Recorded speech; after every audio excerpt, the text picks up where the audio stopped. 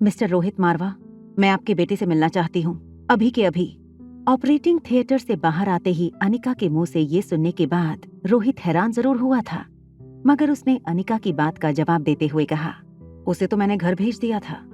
Operation 6 घंटे चला, इसलिए आर्यन ने जिद जरूर की कि वो बड़ी दादी का ऑपरेशन खत्म होने तक मेरे साथ यहीं रहेगा, मगर तकरीबन 2 घंटे पहले वो मेरी गोद में सो गया, इसलिए मैंने उसे घर भिजवा दिया। मगर मिस अनिका, आखिर बात क्या है और दादी माँ की तबीयत कैसी है? आर्यन के घर जाने की बात सुनकर अनिका निराश हुई थी। रोहित की बात का जवाब देते हुए अनिका ने कहा, देखिए, ऑपरेशन तो मैंने कर दिया है, बस हमें अब उनके होश में आने का इंतजार करना होगा। रोहित ने ये बात सुनकर राहत की सांस ली। दादी माँ को लेकर रोहित की उम्मीद अब बढ़ गई थी। जब उसका टेंशन कम हुआ तो अचानक ही उसके चेहरे पर थोड़ी मुस्कान आ गई और उसने अनिका को घर तक छोड़ने की लिफ्ट ऑफर कर दी। रोहित ने अनिका से कहा, मिस अनिका, रात बहुत हो चुकी है, क्या मैं आपको घर छोड़ दूं? रोहित के मुंह से ये बात सुनते ही अनिका की नजर रोहित पर पड़ी। रोहित एक बेहद अट्रैक्टिव यंग बिजनेसमैन था। इंडिया में शायद ही कोई लड़की रोहित की ऐसी ऑफर ठुकराती, मगर अनिका अपने मन से रोहित की तरफ अट्रैक्शन के सारे ख्याल निकालते हुए कहने लगी, no thank you mister Rohit, Anjali मामी ने मेरे लिए ड्राइवर भेजा है, मैं उसके साथ चली जाऊंगी।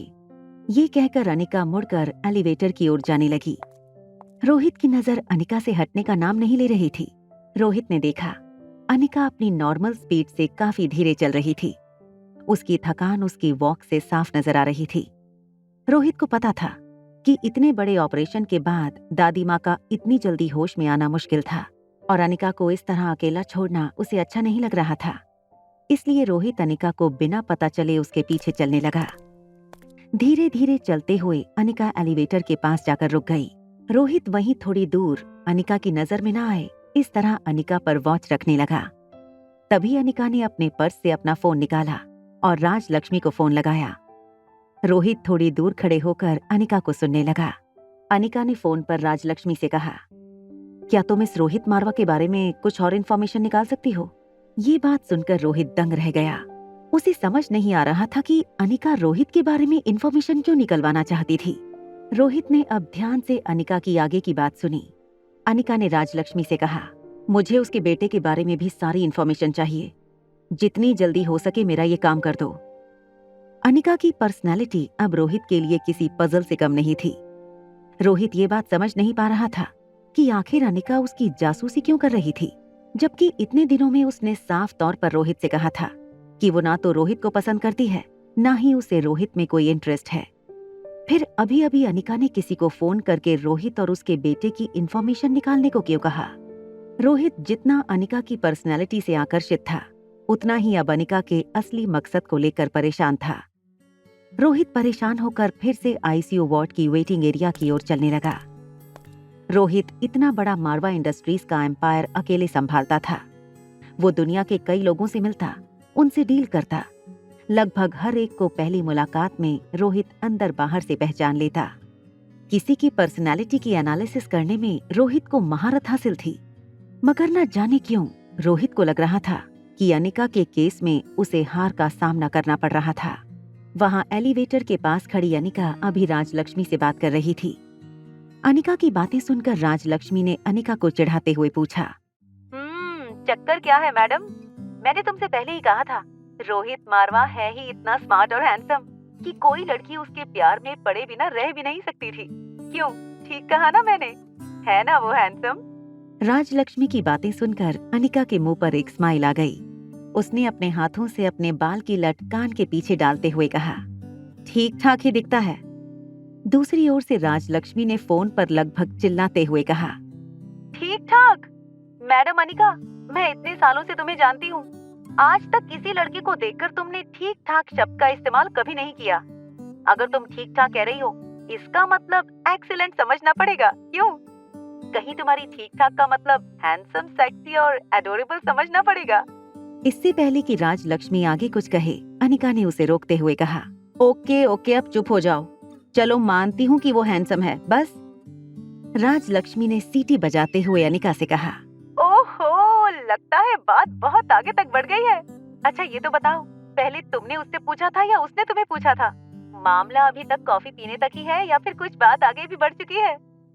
इससे पहले कि राजलक्ष्मी आगे कुछ कहे, अनिका ने फिर से अपना प्रोफेशनल एटीट्यूड दिखाते हुए राजलक्ष्मी से कहा, राज, आई होप मैंने तुम्हें जो काम सौंपा है वो कल सुबह तक तुम मेरे लिए कर दोगी। जो भी इन्फॉर्मेशन मिले प्लीज मुझे मेल कर देना। Goodbye, good night. और हाँ, अपने दिमाग के घोड़े ज्यादा मत दौड़ाओ। राजलक्ष्मी और अनिका ने हंसते हुए फोन डिस्कनेक्ट कर दिया। हॉस्पिटल के नीचे अंजलि मामी की भेजी हुई कार अनिका का इंतजार कर रही थी। गाड़ी में बैठते ही अनिका की आंख लग गई और कुछ देर बाद उसे एक आवाज सुनाई दी, मैडम, मैडम जाग जाइए, मैडम घर आ गया। जब अनिका की आंखें खुली तो वो ऑलरेडी किशन मामा और अंजलि मामी के घर पहुंच गई थी।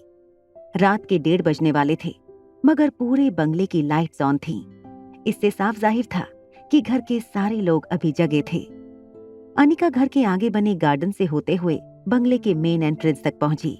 बंगला और उसका एक्सटीरियर काफी एस्थेटिक और एलिगेंट लग रहा था। गार्डन में फूलों की सजावट से लेकर घर के मेन दरवाजे की बनावट सब कुछ बहुत ही टेस्टफुली सजाया गया था। जैसे ही नौकरों ने दरवाजा खोला, अनिका ने देखा कि एंट्रेंस के ठीक सामने सोफे पर 3 लोग बैठे थे। सोफे के ठीक बगल में लगी व्हील चेयर पर एक 80 साल की बूढ़ी औरत बैठी थी। उनके शरीर की मूवमेंट बहुत कम थी, मगर उनके सर की मूवमेंट बहुत ज्यादा थी। ऐसा लग रहा था जैसे वो कुछ सुनना चाह रही थीं। दरवाजा खुलने की आवाज आते ही व्हील चेयर पर बैठी बूढ़ी औरत ने पूछा, क्या वो आ गई? दरवाजा क्यों खोला है? उनकी मूवमेंट्स देखकर अनिका को अंदाजा हो गया था कि नानी माँ देख नहीं सकती थीं। बगल में बैठी अंजलि मामी ने उनका हाथ पकड़ा और धीरे से मुस्कुराते हुए बोली, जी हाँ मम्मी जी, वो आ गई है। व्हील चेयर पर बैठी बुजुर्ग औरत ने एक बड़ी सी मुस्कुराहट देते हुए अपने हाथ दरवाजे की ओर बढ़ा दिए। अनिका तुरंत समझ गई कि नानी माँ अनिका को गले लगाना चाहती थीं। जैसे ही अनिका ने उनके पास जाकर उनके पांव छुए, उन्होंने अनिका को गले लगा लिया। उस वक्त अनिका को महसूस हुआ कि बुजुर्ग नानी की सांसें तेज होने लगी थीं। कांपते हाथों से वो अनिका का चेहरा महसूस करने लगी। नानी माँ ने अनिका से पूछा, अनिका, तुम्हारा नाम अनिका है ना? क्या तुम बिल्कुल स्वाति जैसी लगती हो? नानी माँ के ठीक बगल में एक 20 साल की लड़की बैठी थी। लड़की की आंखें, नाक और होंठ बिल्कुल अंजलि मामी जैसे थे। दादी माँ की बात सुनकर लड़की उठकर अपनी दादी के पास आई और बड़े प्यार से अपने हाथ दादी के कंधों पर रखकर बोली, दादी माँ, अनिका दीदी बिल्कुल स्वाति बुआ जैसी लगती हैं। ऐसा लगता है जैसे बुआ फोटो में से बाहर आ गई हो।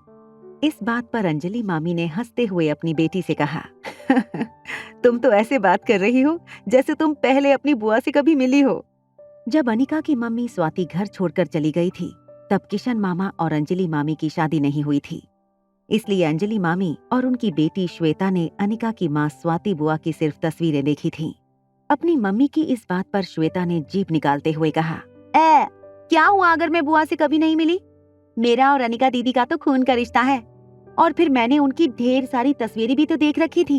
आई एम श्योर अगर आज स्वाति बुआ जिंदा होती और अनिका दीदी के बगल में खड़ी होती तो ये कहना मुश्किल हो जाता कि दोनों में से स्वाति बुआ कौन है और अनिका दीदी कौन है। श्वेता की इस बात पर अंजलि मामी और अनिका हंसने लगे। ये बात सुनते ही इजी चेयर पर बैठे कृष्ण ने कहा, इसमें ना पता चलने वाली कौन सी बात है? अगर बुआ जिंदा होती भी तो अब तक बुढ़ी हो गई होती। तुम दोनों को देखकर कह नहीं सकती थी कि कौन बुआ है और कौन बहन। कृष श्वेता का छोटा भाई था, mister and Mrs Kishan Malhotra का छोटा बेटा। कृष का पहनावा काफी मॉडर्न था। उसके बाल एक साइड से बिल्कुल छोटे कटे थे और एक साइड से लंबे थे। दिखने में ये स्टाइल काफी अजीब लगता था, मगर ये उसकी उम्र के बच्चों में फैशन मानी जाती थी। कृष ने अब तक अनिका को देखा तक नहीं था। वो बस मोबाइल में अपने दोस्तों से चैट कर रहा था। कृष की बात सुनकर श्वेता ने उसे इग्नोर किया। श्वेता ने अपनी दीदी अनिका का हाथ पकड़कर धीरे से दादी माँ के हाथ में रख दिया और दादी माँ से कहा, लो दादी माँ, जिस बेटी के लिए इतने सालों से तुम तड़प रही थी, आज जी भर के उसे प्यार कर लो। अनिका जैसे ही नानी माँ की व्हील चेयर के बगल में बैठी, नानी माँ ने आशीर्वाद देते हुए अनिका के सर पर अपना हाथ रख दिया। अपनी नानी का हाथ सर पर पड़ते ही अनिका की आंखों से नींद जैसे गायब हो गई। पूरे दिन की थकान जैसे एक पल में उसके शरीर से चली गई। कहा जाता है बड़े बुजुर्गों के आशीर्वाद में बहुत ताकत होती है, मगर अनिका ने आज पहली बार इस चीज को महसूस किया था। अनिका का बचपन गुलेरिया परिवार के दबाव और अत्याचारों में गुजरा था। बचपन में बहुत ज्यादा वजन होने के कारण अनिका कहीं बाहर नहीं जाती थी, न किसी से मिलना जुलना होता था। कोई घर पर आए तब भी मनीषा और गौतम उसे अपने कमरे में रहने के इंस्ट्रक्शन देते थे। वो अनिका से कहते थे कि उसे सबके सामने लाने में उन्हें शर्मिंदगी महसूस होती थी। कामिनी को जब मनीषा और गौतम प्यार करते थे तब उसे भी ऐसा लगता कि काश कभी उसे भी किसी की ममता मिले, उसके सर पर भी कोई प्यार से हाथ रखे। मगर गौतम और मनीषा जब भी अनिका की ओर देखते, नफरत और शर्मिंदगी से ही देखते। इसीलिए शायद अनिका ने बचपन से मेडिकल साइंस और मार्शल आर्ट को अपना इंटरेस्ट और अपना पैशन बना लिया। किसी अपने का प्यार पाना उसके लिए एक सपने जैसा था। बरसों में दिल में छुपी अनिका की तमन्ना आज पूरी हुई थी। बुढ़ी नानी के हाथ बहुत कमजोर थे और उम्र की वजह से उनकी स्किन भी बहुत ढीली पड़ चुकी थी, मगर अनिका के सर पर उनका हाथ रखते ही उनके हाथों की गर्माहट ने जैसे अनिका के सारे टेंशन एक ही पल में खींच लिए थे। अनिका, जो दुनिया की बेस्ट डॉक्टरों में से एक मानी जाती थी, आज पहली बार किसी के सामने अपने आप को छोटा महसूस कर रही थी।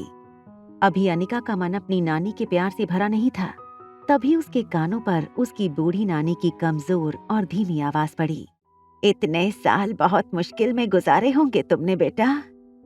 कैसी रही होगी तुम अकेले बिन माँ के। बहुत कुछ देखा होगा तुमने। तुम्हारी नानी के जिंदा होते हुए भी तुम्हें इतना कुछ सहना पड़ा, और मैं बुढ़िया तुम्हारे लिए कुछ नहीं कर पाई। ये कहते हुए नानी एक छोटे बच्चे की तरह सिसक कर रोने लगी।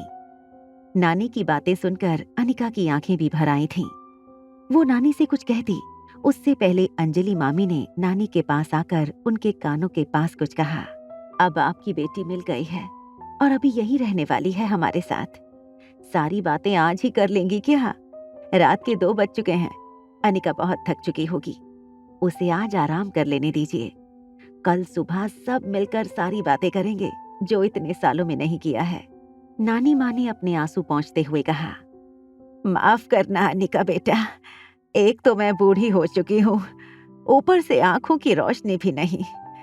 मेरे लिए क्या रात और क्या दिन। मगर हाँ, तुमने जब से इस घर में कदम रखा है, जिंदगी में जरूर रोशनी आ गई है। अब जाओ, तुम आराम करो, वरना मेरा बोलना तो नहीं रुकेगा।